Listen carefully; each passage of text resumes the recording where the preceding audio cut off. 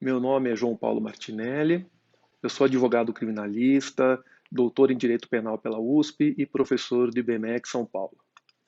E a convite da Escola da Magistratura Federal, eu gravei esse vídeo como parte do projeto EMAG Conecta, e o tema abordado aqui é o artigo 268 do Código Penal. Nós temos no artigo 268 um crime contra a saúde pública, um tipo penal dentro de um grupo de crimes contra a saúde pública, com a peculiaridade de que aqui nós temos o tipo penal é uma norma em branco que precisa de vários complementos, né?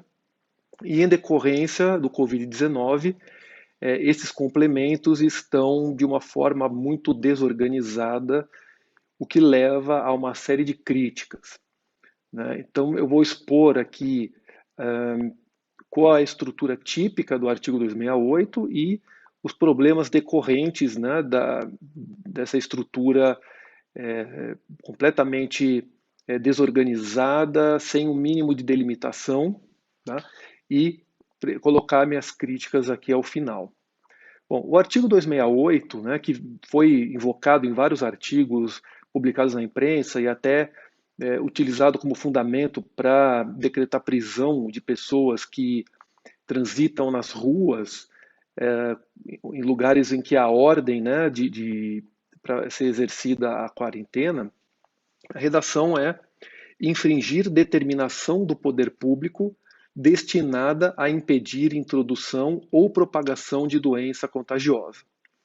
Então, aqui nós temos claramente, primeiro, um tipo penal que tutela um bem jurídico difuso, que é a saúde pública, que nesse caso não restam dúvidas a respeito do seu conceito, né, que é não só a saúde das pessoas de maneira indeterminada, mas o próprio sistema público de saúde também, e que quando fala sistema público de saúde envolve a estrutura hospitalar, incluindo as entidades privadas, né?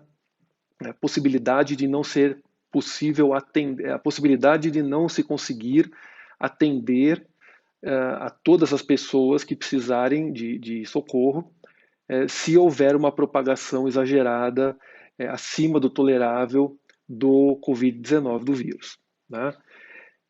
Então aqui nós temos esse tipo penal em branco que já é por si só um tema bastante controverso, né?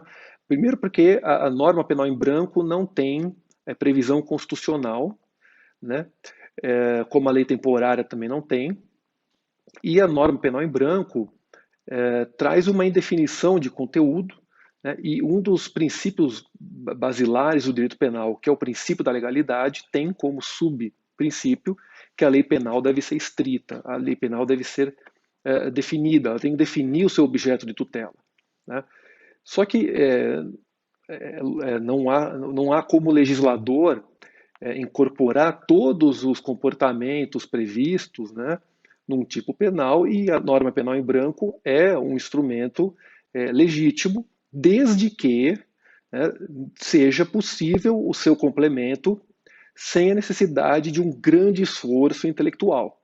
Porque a partir do momento que é preciso um grande esforço intelectual para compreender qual é o conteúdo do tipo penal, nós temos aqui um caminho aberto para o erro de proibição inevitável, né?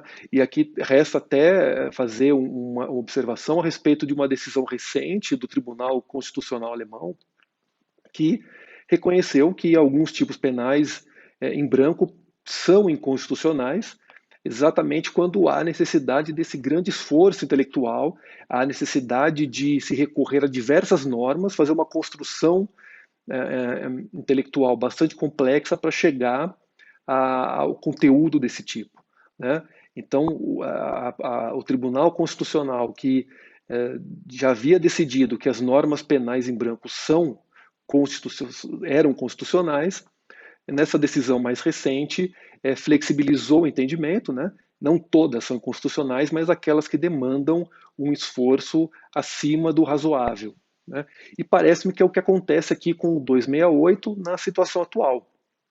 Porque Nós temos uma lei federal temporária que complementa o artigo 268, que é a Lei 13.979 de 2020.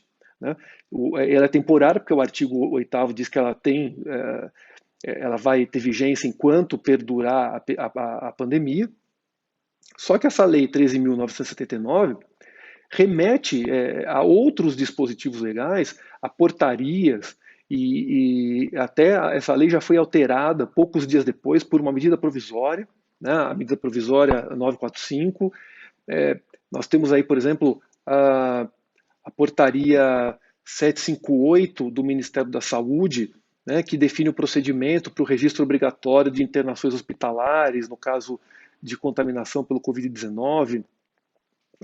Além disso, toda essa discussão a respeito do Pacto Federativo, se estados e municípios podem impor restrições que não estejam previstas na Lei 13.979, né, que, por seu lado, remete a decretos do presidente da República. Então, nós temos aqui uma estrutura formada por um tipo penal do 268, que necessita de um complemento, só que esse complemento é absurdamente complexo, né? Porque nós temos uma lei federal que não satisfaz as exigências do tipo, e essa lei federal, que foi alterada poucos dias depois, demanda a apreciação de diversas portarias, de diversas normas, inclusive no âmbito dos estados e dos municípios. Né?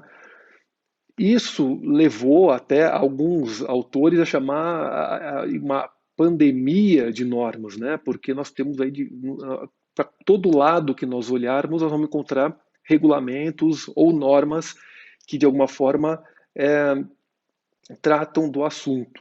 Né? Então, disso tudo, né, o que a gente pode extrair daqui? Né? Primeiro que, diante dessa confusão toda a respeito da própria legitimidade do artigo 268, né, e de quem é a autoridade que tem essa legitimidade para impor medidas sanitárias, medidas de prevenção à pandemia, né? E quem é que pode restringir direitos, e principalmente restringir o direito de ir e vir, diante dessa confusão toda, fica evidente que o eventual erro de proibição aqui é muito fácil de acontecer. Então, é extremamente complicado, difícil apontar que havia o potencial conhecimento da ilicitude do cidadão comum, se até os profissionais do direito têm dúvidas a respeito de quem é a autoridade que tem a legitimidade para restringir o exercício de atividades comerciais, empresariais, industriais, até o direito o direito de ir e vir das pessoas. Né? Então, eu vejo com um olhar bastante crítico a aplicação do 268 nessa situação atual. Acho que há necessidade de que a norma complementar, a Lei 13.979, por si só, tenha todos os conceitos necessários para o preenchimento do artigo 268, inclusive determinando, né, quais são as autoridades que tenham a competência, né, para determinar o que pode ser feito e o que não pode ser feito, porque a partir daí vai existir um mínimo de segurança jurídica para o cidadão ter o potencial conhecimento da ilicitude quando vier a desobedecer uma regra que restringe direitos. Né?